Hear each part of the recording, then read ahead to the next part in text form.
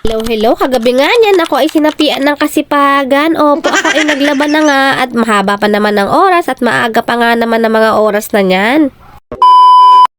Maaga ako nagising at sinampay ko na yung mga nilabahan ko nga kagabi. Katulad na sinabi ko sa inyo, kagabi pa lang ay naglaban na ang nanay. Opo, obyo na po talaga ang nanay sa mga bubuyog. Ewan ko ba, palagi silang dumadaan-daan pag naglalaba ako. O, diba? Tapos na tayo. At konti na lang at may ipapasok ko na rin yan mamaya at medyo tuyo na rin naman yan. Hello, good morning, happy Saturday. Pagpasensya na kung anggulo na itong aking video at maliit pala. Ikwento ko lang naman dyan, Mi. Magkape muna tayo dahil kape is life. Alam nyo naman yan. Itong ating vitamin C bago ang lahat ng gawaing bahay. Morning and happy Saturday sa inyong lahat. Siyempre, dahil nanay tayo, ito pa rin talagang favorite place ko.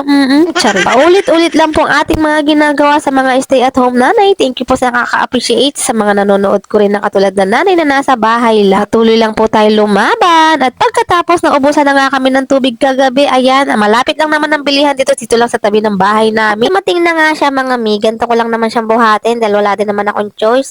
O siya, follow from hello, hello. Ito nga po pala yung continuation. Nagsaing na rin ako niyan para hanggang mamayang gabi na nga. At dahil si Papa Chak lang kakain, masakit nga ang ipin ko. Ipag-iinasal ko na lang siya. Iba-barbecue lang po natin to dito sa air fryer. O diba, wala tayong uling na gagamitin.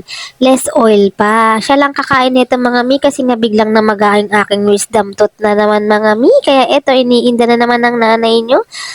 Tamang noodles muna, taste muna. Ayan, bumili na rin pala ako ng tubig dito sa amin since malapit lang dumating din kaagad. Ganyan ko lang po talaga siya buhatan at napakabigat nga at CS nanay po dahil wala naman din akong choice, binuhat ko na lang. Pagkatapos nga, tinignan ko na kung ano yung mga tuyo dito sa labas at pinasok ko na isa-isa kasi nga pag binabad ko pa rin siya hanggang mamaya sa initan, coconut na yan, mawawala na yung fabcom na amoy. Buti naman at tuyo na. Ganito talaga ang maganda pag walang bubong. Maganda lang talaga pag maaraw, para pag maulan, no choice ka, sa loob ka talaga magsasampay. Tatry ko rin kumain ng pasit canton yung pwede kong manguya kasi nga sobrang maga po talaga, hindi po ako makakagat talaga. Kasi ako makapagpabunod at wala pa rin po kasi akong time. Takot din po talaga ako magpabunod. Ewan ko ba, takot ako sa injection mga mi. Ayan, tinry ko nang kumain. Gutom na po kasi ako. Wala rin naman po akong choice. At kailangan ko rin inuman ng gamot. Follow for more vlogs. Salamat sa pagsama. Dito po muna. God bless. Ingat po.